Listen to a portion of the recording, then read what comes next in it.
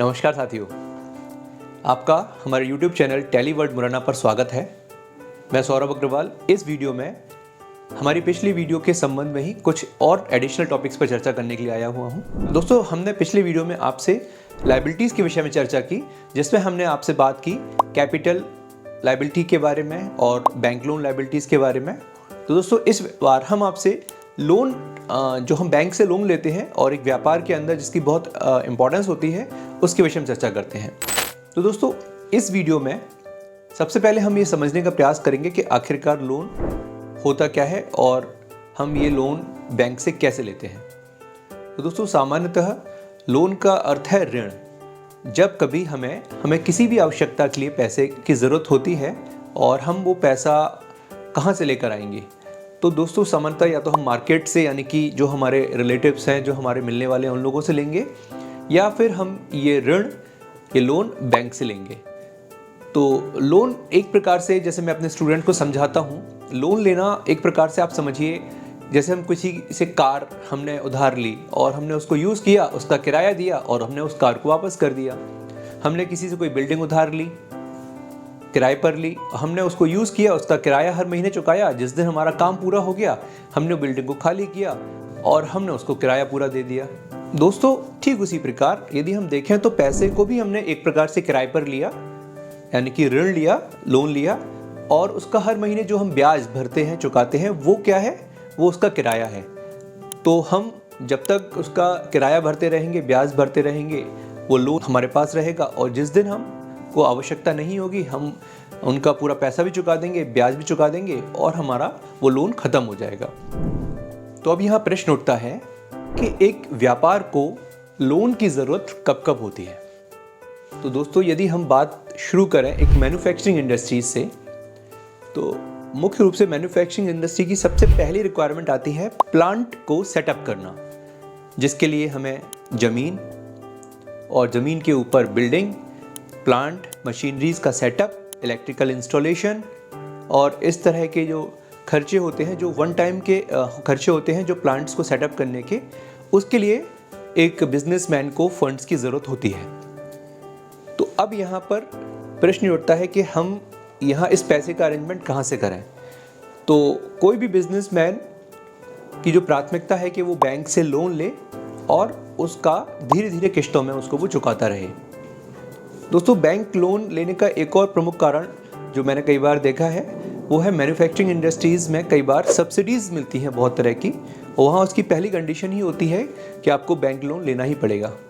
तो ऐसे कंडीशंस में भी व्यापारी बैंक से लोन लेता है, और उस बैंक लोन को लेने का पहला और प्रमुख कारण है प्लांट को, मशीनरीज को सेटअप करना, पूरी बिल्डिंग बनाना। तो इस तरह के लोन व्यापार की भाषा में कहे जाते हैं टर्म लोन। इसके बाद हम बात कर रहे हैं आप लोगों से दूसरे स्टेप्स की, जिसमें वो व्यापार एक बार सेटअप हो गया, खड़ा हो गया, अब उस व्यापार को चलाना है। और व्यापार को चलाने का अर्थ है कि व्यापार के ऑपरेशंस के लिए लगातार फंड्स का अवेलेबल होना। किसी भी मैन्युफैक्चरिंग यूनिट्स की हम बात करें तो उसके अंदर उस यूनिट को चलाने के लिए सबसे प्रमुख जो एलिमेंट है, प्राथमिक तत्व है, वो है उसका रॉ मटेरियल। तो दोस्तों, रॉ मटेरियल की जो अवेलेबिलिटी है कई जगह पर सीजनल होती है। ऐसी कंडीशंस में हम लोगों को फंड्स की ज़रूरत पड़ेगी ताकि हम स्टॉक को पूरे साल भर के लिए इकट्ठा कर पाएँ। तो और साथ साथ में कई बार हमारे पास जो सप्लायर्स होते हैं उनके द्वारा क्रेडिट लिमिट भी हमें बहुत शॉर्ट दी जाती है।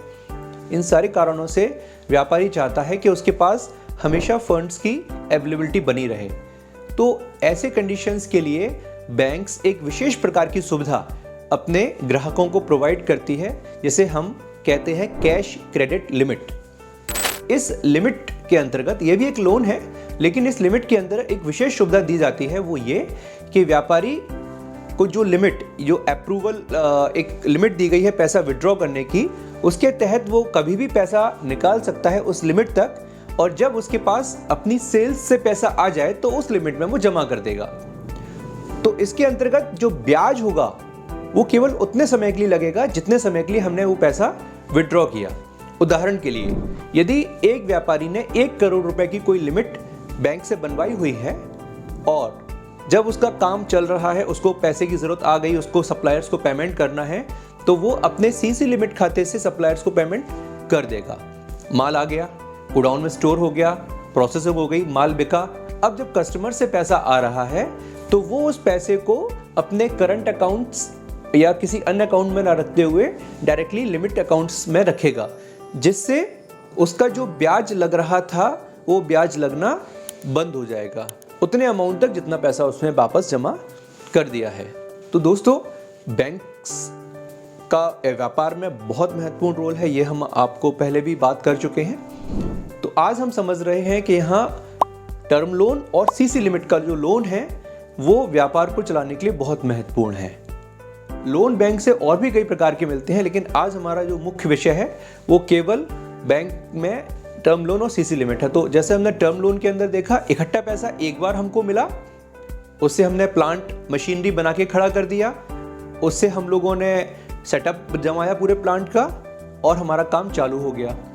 अब हम उसकी EMI इक्विडेट मंथली इंस्टॉलमेंट्स भरते रहेंगे हर महीने निश्चित समय पर। वहीं दूसरी तरफ एक फैसिलिटी हमें बैंक से मिली जिसको हमने सीसी लिमिट का नाम लिया, कैश क्रेडिट लिमिट, जहां जो भी एक अप्रूव्ड लिमिट है हम लोगों की, उसके तहत बैंक से हम पैसा कभी भी विड्रॉ कर सकते हैं, सप्लायर्स को या किसी और को पेमेंट कर सकते हैं, और जब पैसे की उपलब्धता होगी तो हम उसी खाते में जमा कर देंगे।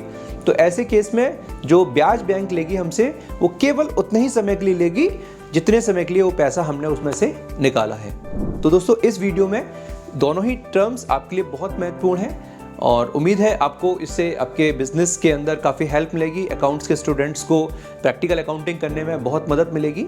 तो इसी तरह की वीडियोज़ के लिए जुड़े रहिए हमारे साथ। धन्यवाद।